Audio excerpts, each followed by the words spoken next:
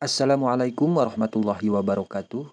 Pada kesempatan kali ini saya akan membuat suatu ramuan herbal alami untuk menyembuhkan gangguan tipes, emah, dan asam lambung. Bahannya adalah kita menggunakan 2 lembar daun sembung ya. Cukup 2 lembar saja daun sembung yang selebar ini ya.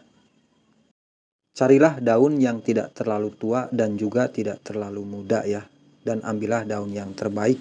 Lalu bahan selanjutnya kita siapkan kunir atau kunyit ya. Saya akan mengambilnya dulu ya. Dan bahannya ini sangat mudah kita cari, yaitu kita hanya memerlukan 3 macam bahan saja, yaitu 2 lembar daun sembung, lalu kunir atau kunyit, dan bahan ketiganya adalah garam dapur yang biasa kita gunakan untuk masak ya. Nah, ini kunirnya yang kita butuhkan hanya sedikit saja ya, hanya 2 siung yang sebesar ini ya. Lalu selanjutnya kita akan mencuci daun sembung dan kunyit atau kunirnya tadi ya. Kita cuci sampai benar-benar bersih. Kita cuci kunir ini dengan beberapa kali bilas. Kita cuci sampai benar-benar bersih dan steril. Apabila kunir atau kunyit sudah bersih, sekarang kita lanjut dengan mencuci 2 lembar daun sembung tadi ya. Ini juga kita cuci harus benar-benar bersih dan menggunakan air yang bersih ya. Selanjutnya apabila kita sudah mencucinya bersih, lalu kita mengupas tipis kunir atau kunyitnya ya, supaya benar-benar bersih ya.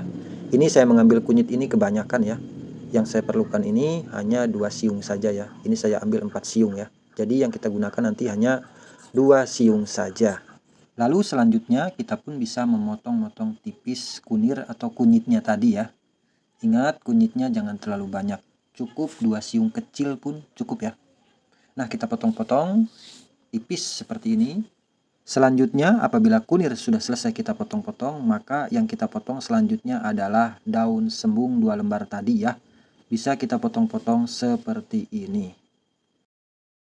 Nah, apabila daun sembung dan kunir atau kunyit tadi sudah kita potong, lalu sekarang kita bisa siap untuk merebusnya ya. Kita siapkan gelas sebesar ini ya. Tidak terlalu kecil juga tidak terlalu besar ya. Sedang gelas yang sebesar ini. Lalu selanjutnya kita tuangkan air ya. Kalau bisa menggunakan air yang sudah masak ya. Ini kita gunakan 2 gelas air sebesar gelas ini ya. Nanti setelah direbus, supaya menjadi air tadi itu tinggal jadi segelas ya. Dan sebentar lagi saya akan merebusnya ya. Biarkan sampai mendidih dan nanti airnya tinggal 1 gelas. Cara mengkonsumsinya adalah dengan kita meminum herbal ini, diminum ketika kita hendak mau tidur di malam hari ya.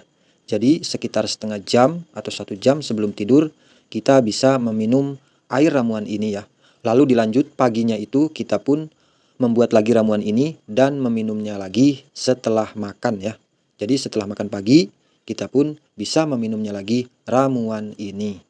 Jadi jangan terbalik ya, kita pertama membuat itu harus meminumnya itu di malam hari ya, ketika kita hendak mau tidur. Lalu dilanjut juga paginya kita meminumnya sesudah makan gitu.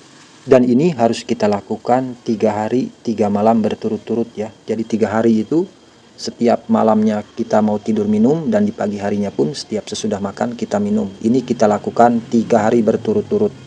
Apabila setelah 3 hari berturut-turut itu masih belum sembuh, tapi terasa cocok dan enak ya, ini bisa kita lanjutkan dengan kita mengkonsumsinya itu diminum ketika hendak tidur saja. Jadi setelah 3 hari berturut-turut kita melanjutkannya itu dengan meminum ketika hendak tidur saja. Tapi apabila dirasa sudah cukup, misalnya 3 hari itu sembuh, enak ya, kita berhentikan minumnya.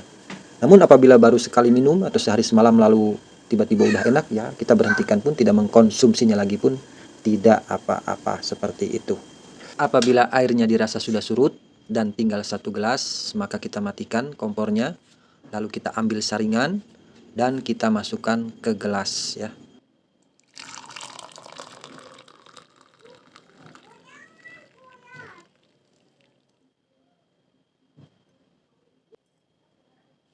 Lalu selanjutnya kita bisa campurkan garam dapur secelimit saja ya, sedikit segini nih. Lalu kita masukkan. Setelah itu bisa kita aduk-aduk ya, nanti pakai sendok gitu ya. Setelah agak dingin baru bisa kita meminumnya.